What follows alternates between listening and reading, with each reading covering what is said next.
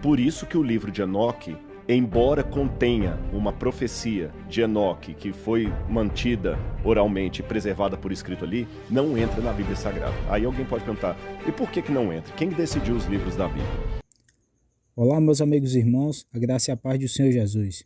Talvez você já tenha ouvido falar no livro de Enoque, ou até mesmo você já possa até ter lido ele, mas provavelmente também você já tenha feito a seguinte pergunta: por que o livro de Enoque não está na Bíblia? No vídeo de hoje, o Dr. Rodrigo Silva vai abordar esse assunto falando a respeito de quem organizou a Bíblia, se foi alguma pessoa ou se há alguma cronologia entre os livros da Bíblia.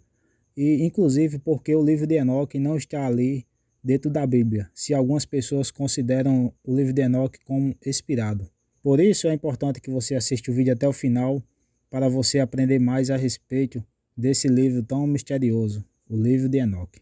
No livro de Judas, capítulo 1, versículo 14 e 15, contido na Bíblia, está escrito uma profecia de Enoque, o qual este trecho está contido no livro de Enoque. Porém, esse livro não foi adicionado à Bíblia.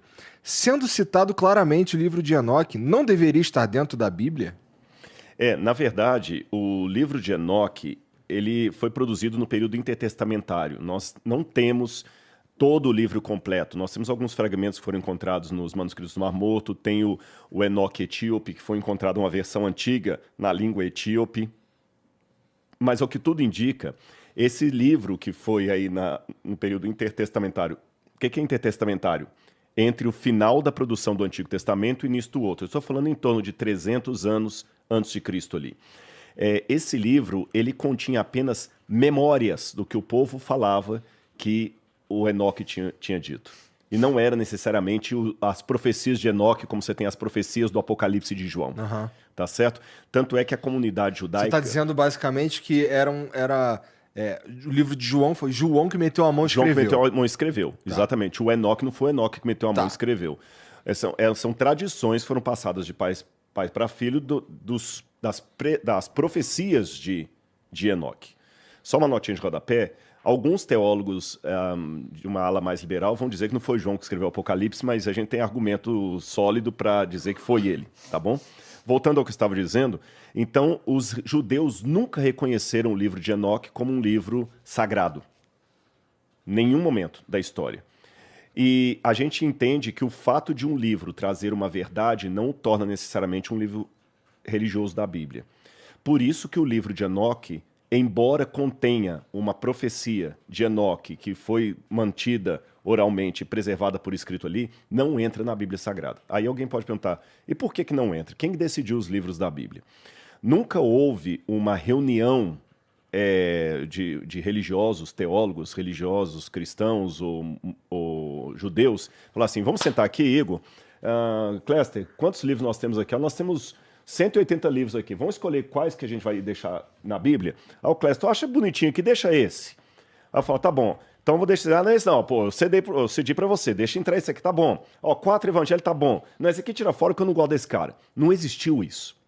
E essa velha máxima aí que o cânon foi decidido no Concílio de Nicéia, no ano 325, isso é tudo balela. Eu já li os fragmentos, que nós não temos todas as atas do Concílio de Nicéia. Em nenhum momento no Concílio de Nicéia, nas atas do Concílio, foi discutido o cânon da Bíblia. E nós temos o cânon da Bíblia já estabelecido muito antes de Nicéia. Você tem o cânon moratoriano do 2º século. Você tem Papias falando ali. Então, e a Bíblia do Rei James? A Bíblia do Rei James foi apenas uma tradução feita da Bíblia em 1611 pelo Rei James, ou Rei Tiago. Por isso que a gente fala King James.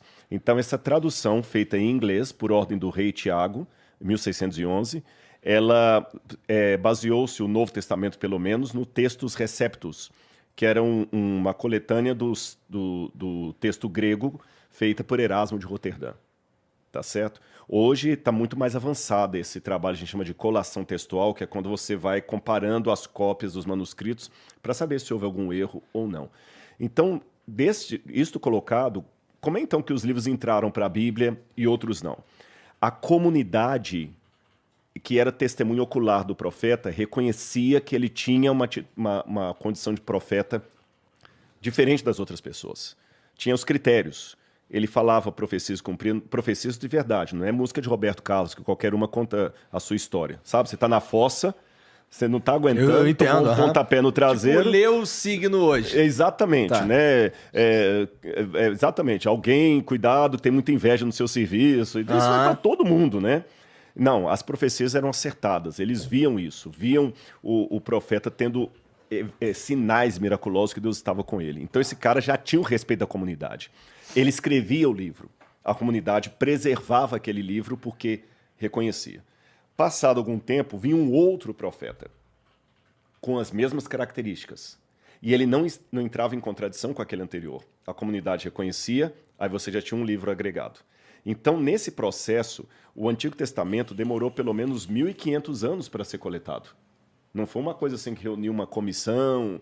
E aí, com o passar do tempo, começaram a surgir livros, alguns de autoria do profeta, mas que o pessoal fala assim, peraí, que livro é esse? Não, ninguém aqui nunca ouviu falar desse livro.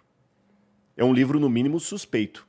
Tá. Você está entendendo? A gente conhece o que os profetas produziram e eu não conheço nenhum evangelho aqui vamos colocar aqui, de Filipe,